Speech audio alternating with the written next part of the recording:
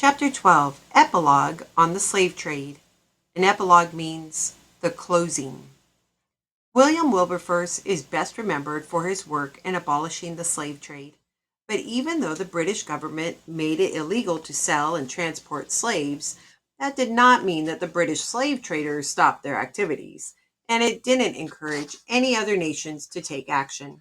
Most importantly, it did nothing to free any of those who were already enslaved. The King of Denmark had actually preceded Britain in declaring that all traffic in the slave trade by our subjects shall cease. He did that effective January 1st, 1803. But other countries, most notably France, Spain, Portugal, and the United States, maintained and even expanded their involvement in the trade. So Wilberforce and his friends put pressure on the British government to do what it could to suppress the trade. First, in 1807, immediately after their bill passed, they convinced the government to send a squadron of warships to find and capture illegal British traders. 2 years later, in 1809, they pressured the government to authorize the Navy to search Portuguese ships for slave cargoes. In 1810, again at Wilberforce's bidding, Britain paid the Portuguese government to forbid Portuguese slavers from trading anywhere in Africa that was not actually owned by Portugal. Also the same year, Parliament increased its pressure on British slavers by making trade in slaves a felony. Still, the trade continued. So with Wilberforce taking the lead in Parliament, the abolitionists maintained pressure on the government to do whatever it could to end the trade. At one point, they were able to get a sixth of the entire British Navy involved in pursuing the slavers. Finally, Wilberforce and his friends were able to push through a bill that required all slaves to be counted and identified. That permitted the government to detect if, when, and where slaves were being smuggled into the West Indies. In the meantime, however, the abolitionists were enraged as the trade ignored and obstructed the law. Even more, they were angered by the stories they heard about the cruel treatment endured by those who already were slaves. There was the story of the slave owner who sentenced two brothers to 100 lashes each because someone claimed they had accepted a pair of stolen stockings. When the brothers were whipped, their sister cried. She then was sentenced to receive 30 lashes because she had cried. Another slave who had run away from his master was caught. He was returned to his master, and his master beat him mercilessly.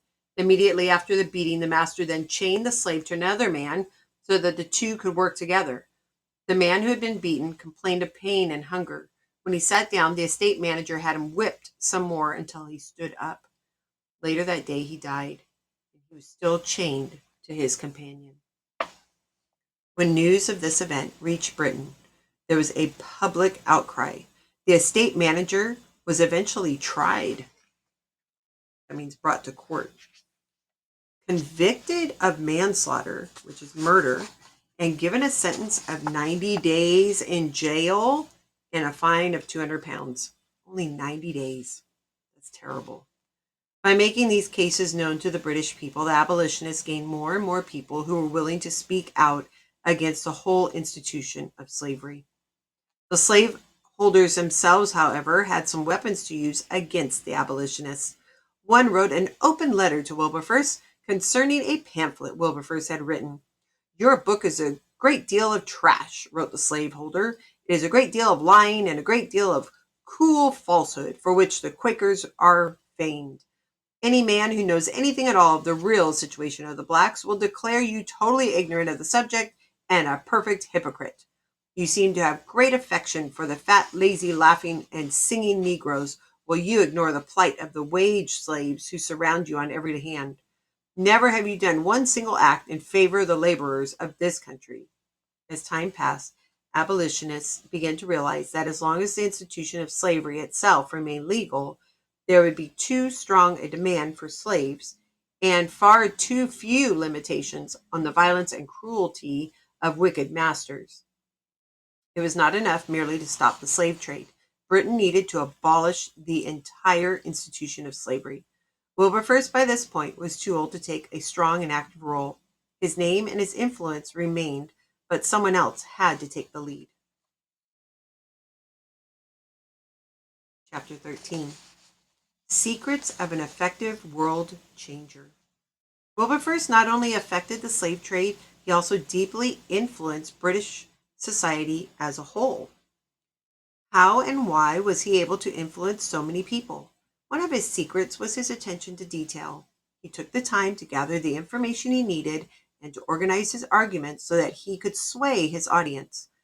Further, he always tried to think of comments he could make or questions he could ask that might turn the conversation to the subjects that concerned him. But Wilberforce's greatest strength was the fact that he truly and deeply cared for the people with whom he talked. He might be violently against what someone was saying, and Wilberforce never hesitated to state his own views on the subject. But he went to great lengths to treat his opponents with respect and honor. Thomas Buxton, who led the abolitionist cause after Wilberforce retired, commented that often during a debate, Wilberforce would whisper to me hints and witticisms that would have filled the house with laughter. They would have overwhelmed the opponent, but whenever he rose to speak, though he would say things very close to the thoughts he had poured into my ear, he restrained himself from uttering them, and he would never say something that might cause another pain. Clearly his mind was as sharp and his verbal skills were as powerful as when he had foined as a young man. But after he committed himself to follow the teachings of Jesus, Wilberforce never tried to put others down by showing how smart he was or how superior. He tried instead to convince them of better things. He sought to do this with gentleness, humility, kindness, and humor. It is often the case when people hold strong opinions that without saying a word, they offend others. Their very presence offends and causes discomfort to the people around them. Wilberforce was usually able to avoid this problem. He did this first by refusing to look down his nose on other people's weaknesses and failings. Second, he took care to show genuine interest in the people around him. He asked them thoughtful questions and he listened carefully to their answers. His fellow guests at a dinner party would sometimes embarrass themselves and apologize to him for their bad language, but they never felt condemned by him. As a result, they never felt they should quit asking him to come to their parties. One person commented that when Wilberforce walked in late for a dinner, not a single person in the entire group frowned or made a negative comment. Instead, all the guests beamed with delight. His presence made them happy. After having met with Wilberforce, the novelist Fanny Burney told her father that the hours she spent with him were 4 hours of the best conversation I have ever enjoyed. His comments were all so thoughtful, so spirited, so full of information, yet so humble. I felt I was his confidential friend. I was really and truly delighted and enlightened by him. Another woman confessed, I have always heard that he is the most religious, but now I know that he is the wittiest man in England. It seems Wilberforce took to heart the advice he received from his friend Hannah More. Shortly after he decided to follow Jesus, she wrote, You are serving God if you are courteous and pleasant to irreligious but friendly people. They would never be attracted to religion by critical and harsh clergymen. By contrast, she wrote, Your happy ways serve as an honest bait by which these people may be awakened to realize that you have not been driven to religion for lack of pleasure in life. After he became a Christian, Wilberforce stayed away from the theater and avoided playing cards or dancing, but he seemed never to think of condemning someone else for doing such things. As far as he was concerned, his beliefs and behavior were not things of which to be proud. Rather, they were a gift from God. But despite his pleasant and winsome manner, Wilberforce couldn't always avoid causing offense. One time he visited a nobleman who was dying.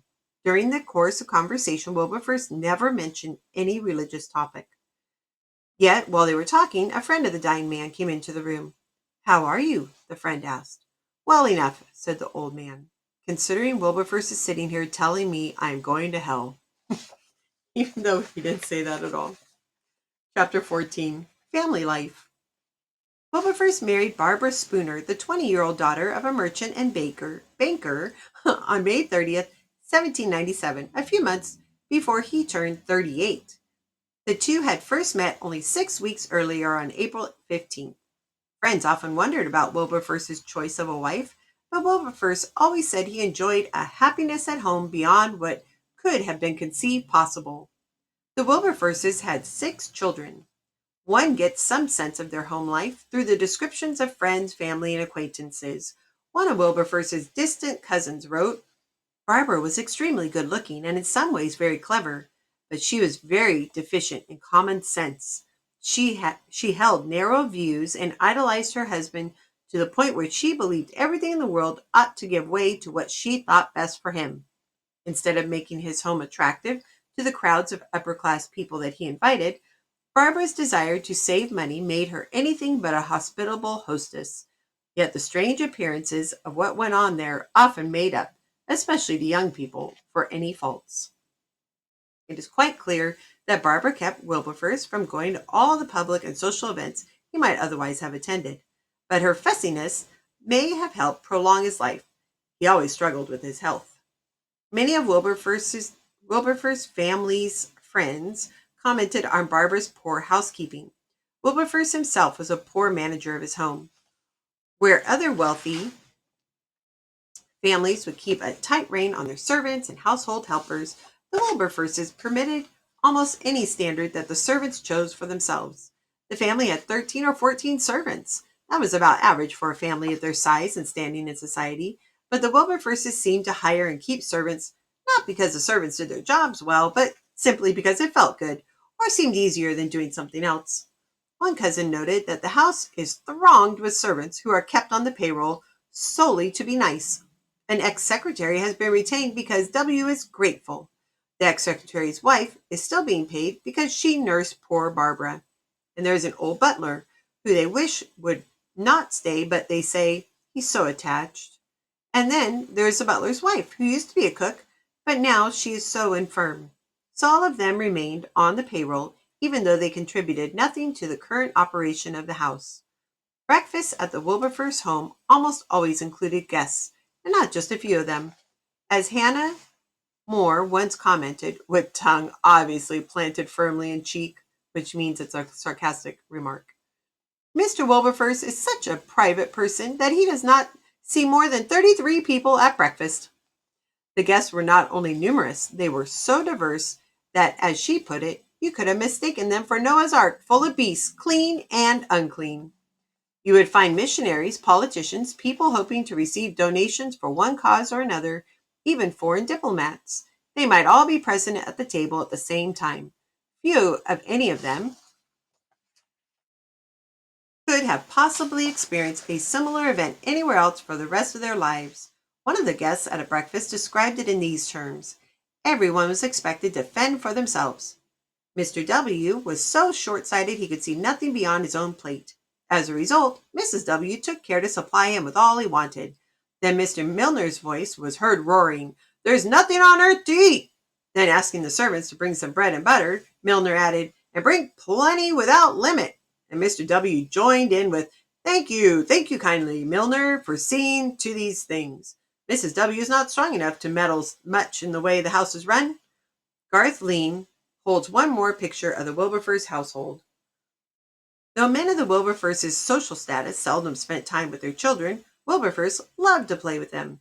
He ended a letter, "I am being called to play a game of marbles."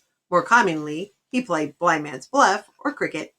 Wilberforce was delighted to have his children nearby. A friend was with him one day when, with rising frustration, Wilberforce was searching for a letter he had lost. Just then, the clamor of the children's room above became overwhelming. The friend thought that now, at last, Wilberforce would give way to irritation. Instead, he paused, and with a delighted smile, he said, "Only think what a relief, amidst other concerns, to hear their voices and know they are well."